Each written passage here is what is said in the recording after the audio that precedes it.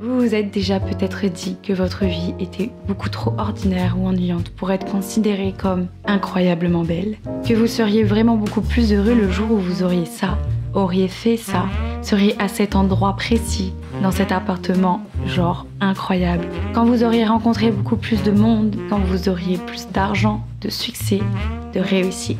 Plus tard, je serai plus heureuse. On passe beaucoup de temps à attendre le lendemain sans vraiment profiter de ce que l'on a aujourd'hui. Le secret, c'est qu'il faut arrêter d'attendre et de vivre maintenant. Les plus beaux moments de ta vie sont devant toi, il suffit juste de les remarquer. Je voulais vous donner mes tips pour passer votre meilleur été, meilleure vie en règle générale, pour arrêter d'attendre d'avoir mieux, d'attendre plus tard et de profiter pleinement de ce qui se passe maintenant.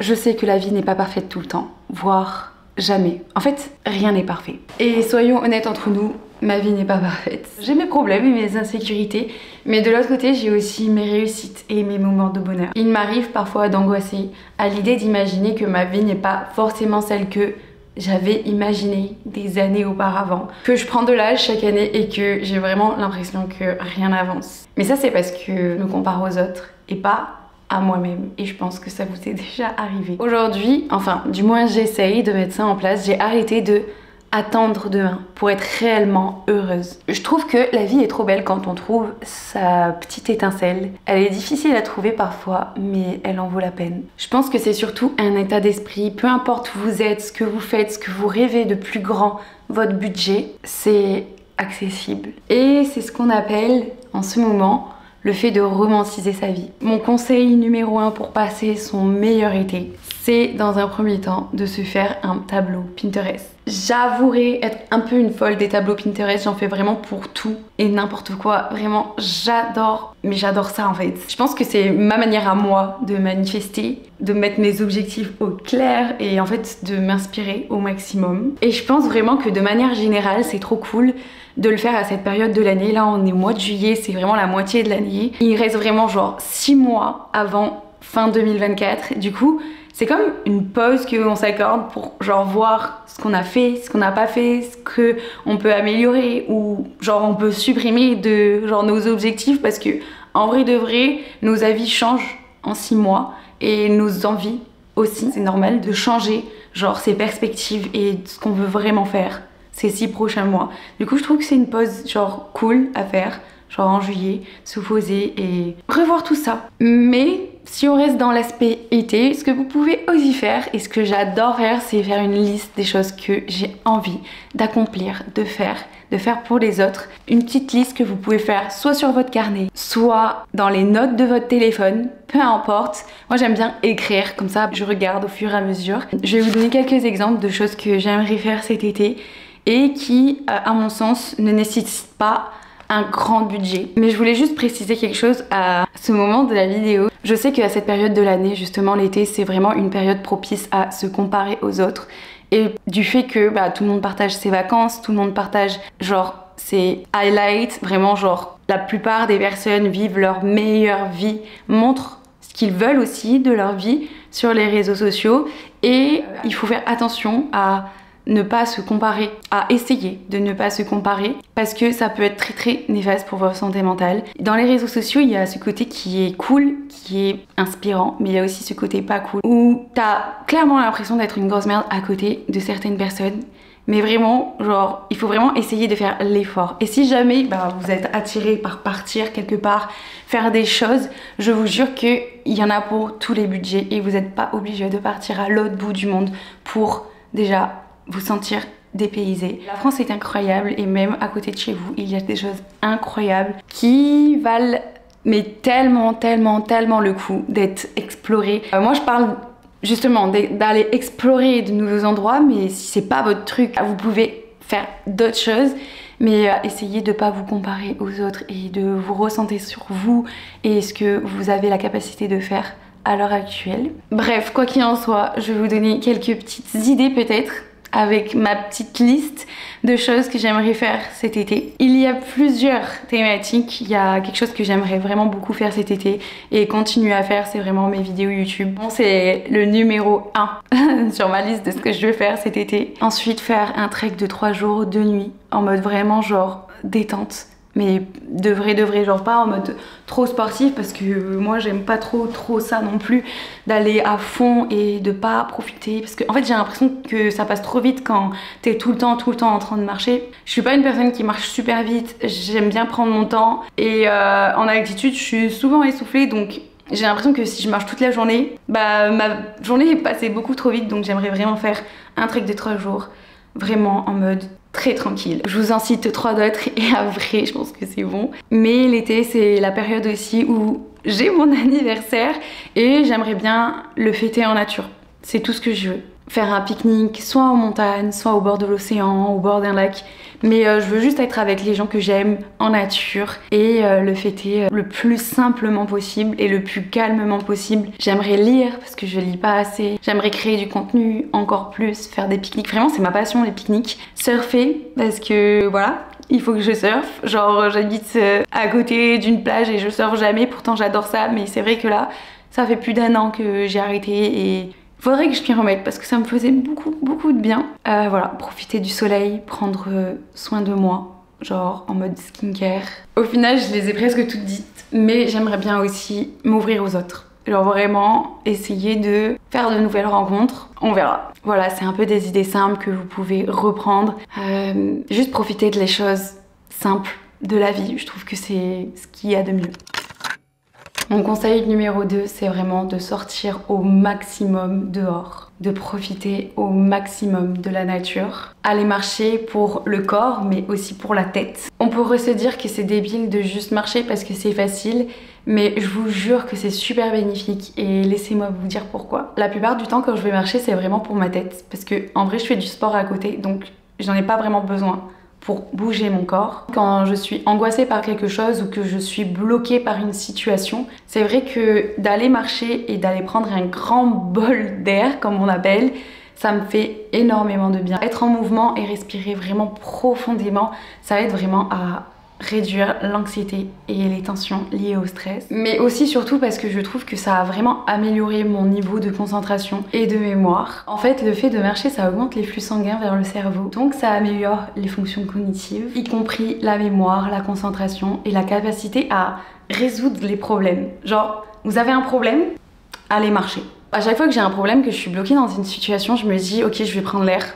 Ça va m'aider à réfléchir. Et genre vraiment c'est vrai parce que genre t'es bloqué dans ta tête et tu vois pas plus loin et le fait de marcher ça te fait voir de plus loin. Je trouve que l'esprit trouve des solutions beaucoup plus rapidement en marchant et surtout des solutions qui ont plus de sens, qui sont beaucoup plus réfléchies. Et je n'aurais jamais cru dire ça un jour mais ça renforce les connexions sociales. Genre vraiment, croyez-moi. En vrai c'est étonnant mais pas trop non plus. En fait le fait de pratiquer une activité douce ensemble ça permet de parler déjà.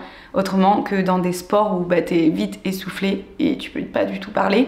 Là tu peux parler et c'est plus facile de se confier parce qu'il y a ce côté là où vous regardez pas dans les yeux et genre je vous parle en tant qu'introvertie. Je trouve que c'est beaucoup plus facile de se confier à l'autre, de parler avec l'autre quand au premier abord tu ne le regardes pas dans les yeux tout le temps. Je trouve que c'est un peu intimidant aussi de regarder dans les yeux. C'est peut-être mon avis et juste un truc que je dois peut-être travailler. Mais ouais, c'est cool de faire de nouvelles rencontres comme ça. Et je vous dis ça en connaissance de cause parce que j'ai rencontré une copine comme ça. On se voit depuis début février et on a commencé à faire des morning walks, genre le matin, super tôt, à la fraîche. Genre il faisait froid mais c'était trop bien. Je sais pas comment décrire mais je me sentais à l'aise. C'était super beau, c'était super apaisant, c'était tellement calme que ouais, j'ai adoré ces petits rendez-vous qu'on se donnait et au fur et à mesure ça crée potentiellement une amitié, vous pouvez pas savoir mais en vrai je trouve que c'est un bon moyen de rencontrer des gens ou d'apprendre à mieux connaître des gens, de marcher avec eux. Un autre conseil mais qui se rejoint, allez voir le plus de sunrise et de sunset possible. Je fais un peu l'américaine mais genre de coucher de soleil et de lever de soleil, genre au maximum. D'ailleurs, je vous amène avec moi pour le coucher de soleil, comme ça on en parle là-bas. Je me suis un peu changée parce qu'il fait super chaud. Là ça commence à se refroidir l'air mais l'air est si lourd. Je suis trop contente parce que je vous amène voir le coucher de soleil avec moi. J'espère qu'il va être beau. Je sais pas trop.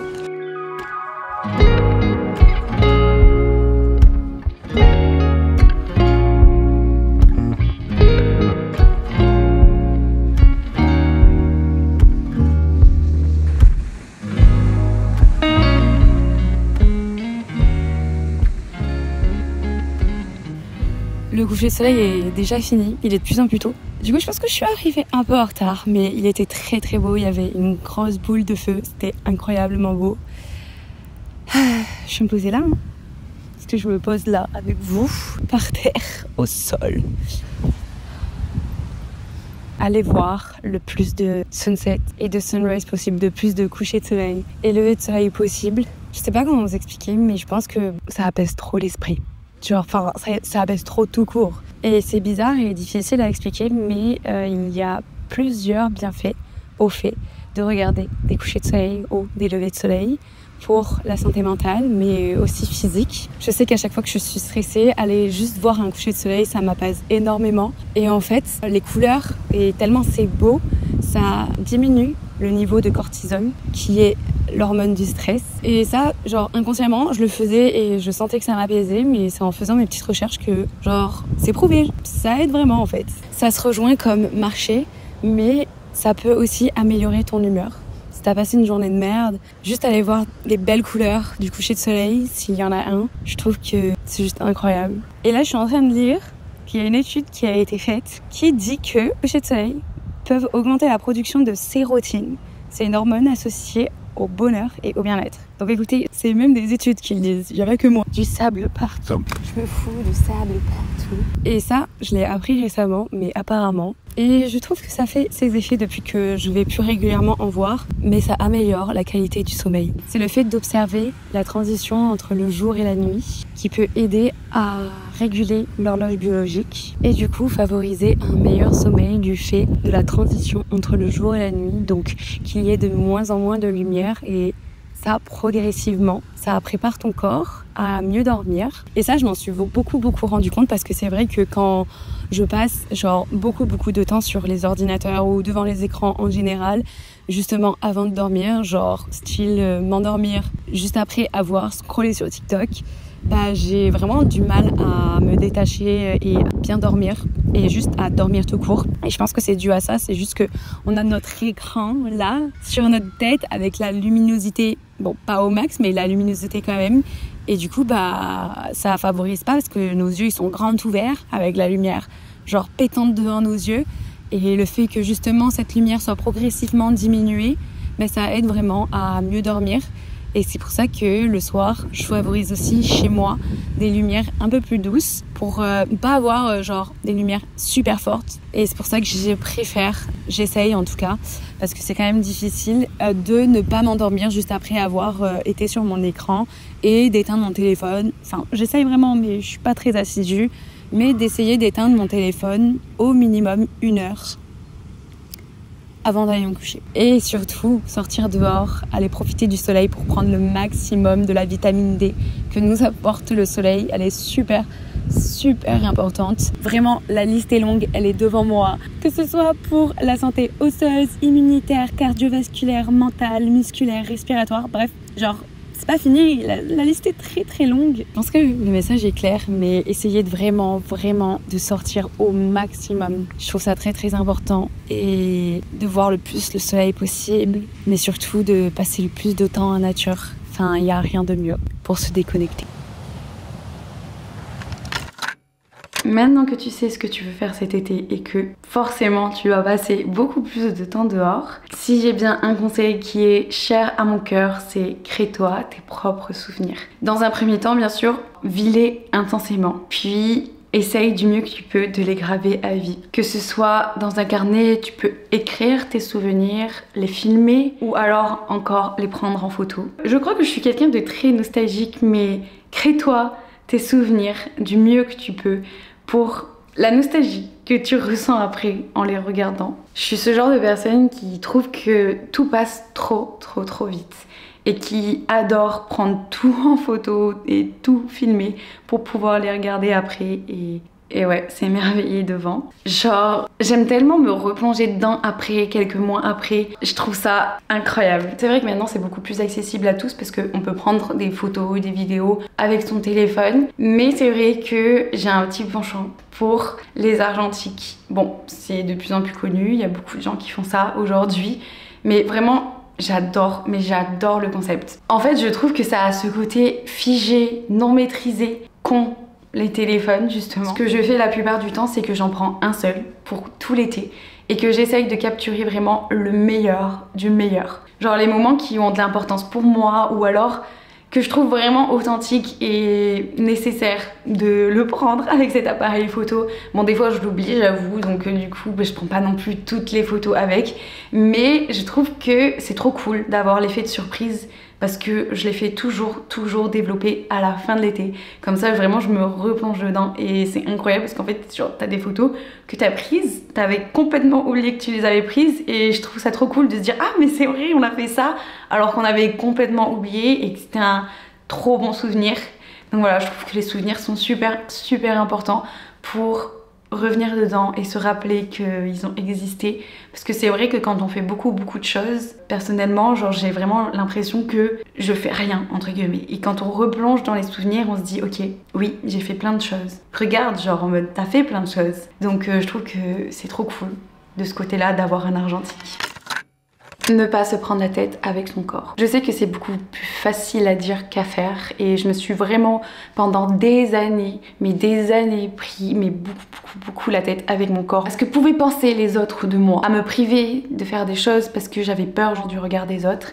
Et en fait, jusqu'au moment où j'ai eu une conscience et je me suis dit vraiment on n'a qu'un corps, on n'a qu'une vie pour s'empêcher de faire des choses vis-à-vis du regard des autres, vis-à-vis de notre corps, vis-à-vis de ce à quoi on ressemble en fait. Et je comprends totalement parce que je l'ai fait pendant des années, mais des années, de m'empêcher justement de faire ces choses-là parce que je m'acceptais pas. J'étais super complexée, j'étais jamais assez ou trop. En fait, il y avait toujours un problème, je me trouvais toujours un complexe et je dis pas qu'aujourd'hui j'ai pas de complexe, mais j'essaye de vivre avec, de les accepter de plus en plus. Il y a des fois où je me sens bien, des fois où je me sens beaucoup moins bien, mais vraiment, je n'accepte en aucun cas de m'empêcher de faire des choses à cause de l'apparence qu'a mon corps. Je souhaite à tout le monde de faire pareil.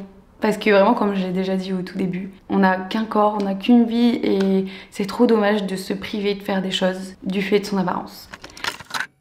Next, prendre soin de soi. Genre vraiment, je l'ai tellement négligé pendant des années de prendre soin de moi, de prendre le temps pour moi. Et là, genre cet été, c'est pas possible en fait. Il n'y a pas de négociation possible. Je prends soin de moi. C'est l'été pour prendre soin de moi. Et vraiment, genre pas sur le papier, genre vraiment l'appliquer pour de vrai. Que ce soit dans la skincare ou même le sport, pour me sentir bien dans mon corps, pour me sentir bien dans ma tête. Genre vraiment c'est trop relié, genre c'est ensemble. Vraiment c'est trop important pour augmenter sa confiance en soi. Je sais que fin printemps, ouais par là, juste après mon semi-marathon, j'ai vraiment tout relâché.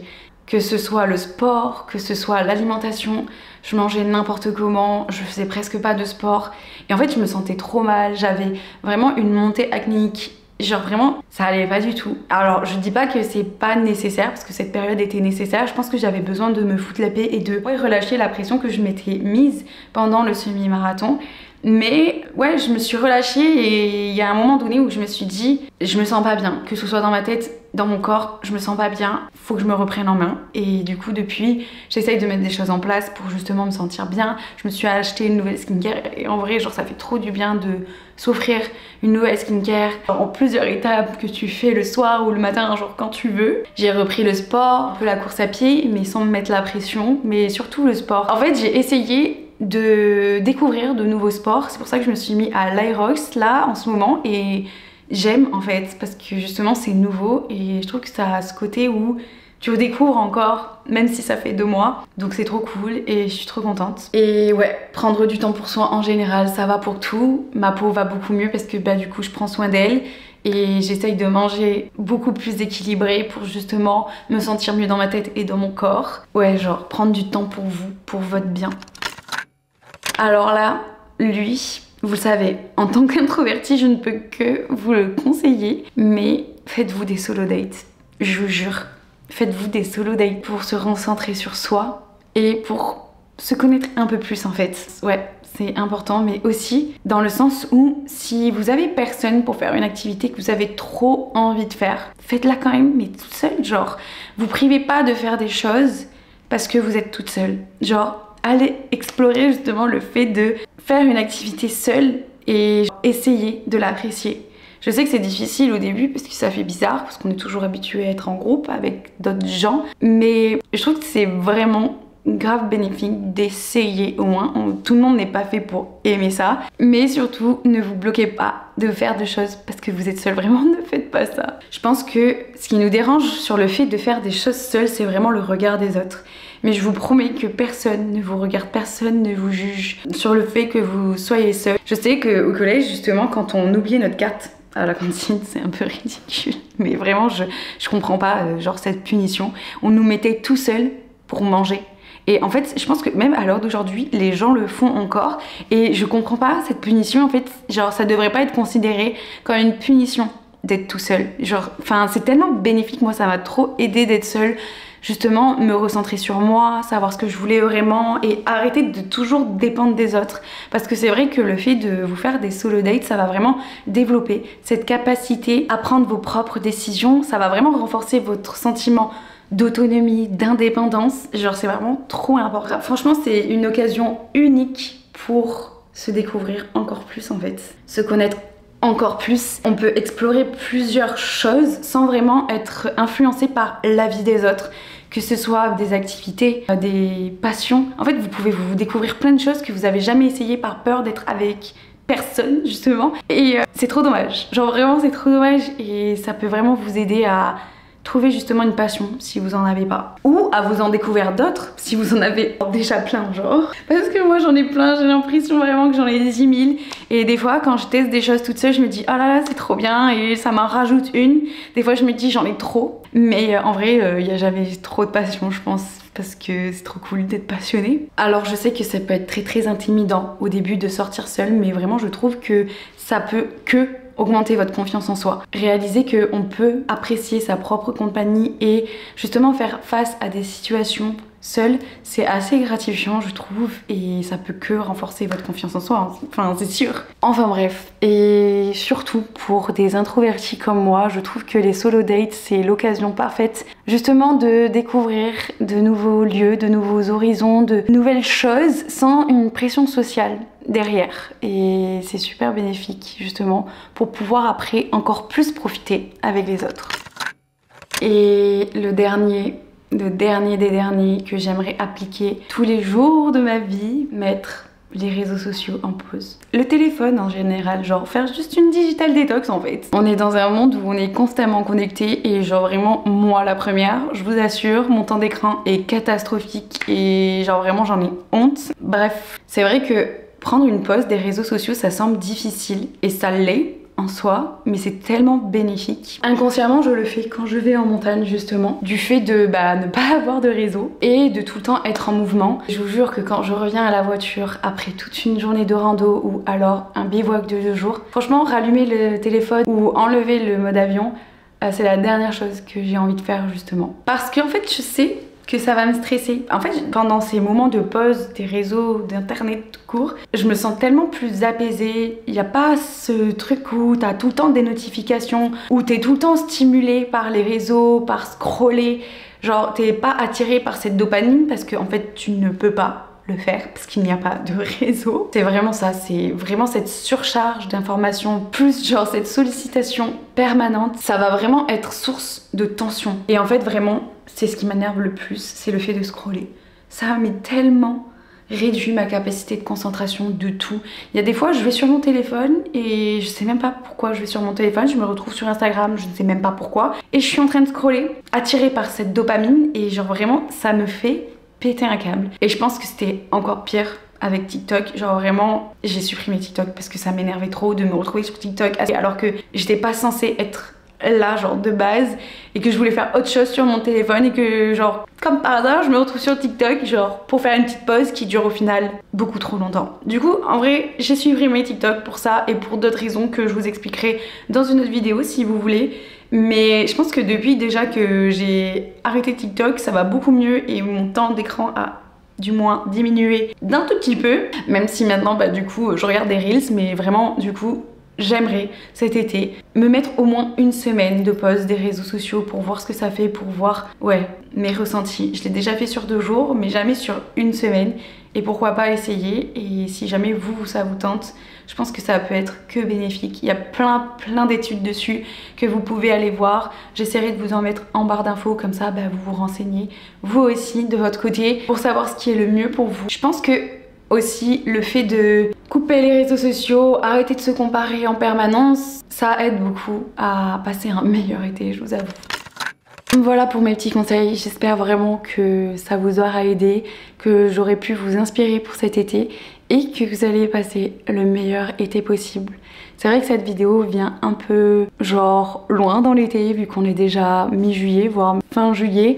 J'avais envie de faire cette vidéo depuis fin juin mais je savais pas sous quelle forme, comment, et je voulais vraiment la faire bien et vous pondre vraiment toutes mes idées et pas pondre mes idées rapidement et la faire très rapidement, donc j'ai vraiment pris le temps de la faire. J'espère vraiment que ça vous aura plu. N'hésitez pas à vous abonner pour avoir plus de vidéos dans ce genre, à me dire ce que vous en pensez dans les commentaires. Je réponds à tout le monde, j'adore vous lire et merci beaucoup pour tout ce qu'ils font. Je vous dis à la semaine prochaine pour une nouvelle vidéo. Gros bisous.